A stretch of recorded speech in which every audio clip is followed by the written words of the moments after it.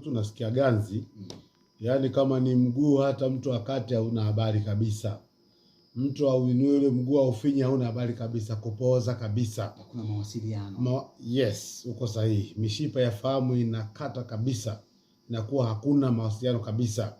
Kwa hiyo unaweza kupooza miguu miwili, mikono miwili au mwili wote vitu kama hivyo. Lakini ugonjwa huu virusi vya polio huambukizwa kupitia kula chakula au kunywa vinywaji ambavyo vimechafuliwa na kinyesi kutoka kwa mtu mwenye virusi vya ugonjwa wa polio.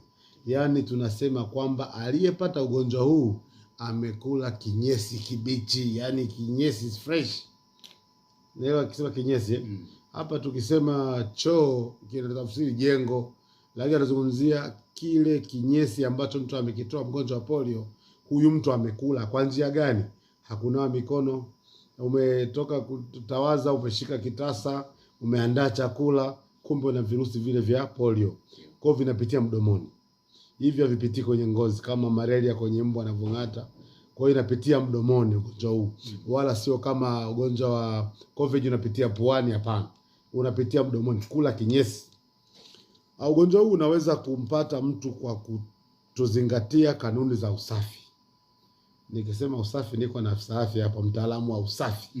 Sio kwamba daktari sio usafi, hapana. Ugonjwa wa polio hushambulia mishipa ya fahamu, hatimaye kusababisha kupooza kwa misuli hasa ya miguu, mikono au yote kwa pamoja. Wakati mwingine ugonjwa huu huathiri misuli ya kifua inayosaidia kupumua na hatimaye kusababisha kifo. Ukipata paralysis ya misuli ya kifua, ina maana kupumua itakuwa changamoto. Kwa hiyo unajua pumzi ni uhai. Ukishindwa kuhema, kifo karibu. Lakini kupooza mikono, miguu ni kawaida kwa ugonjwa huu kusababisha shida hiyo. Lakini pia ugonjwa dalili zake ni zipi?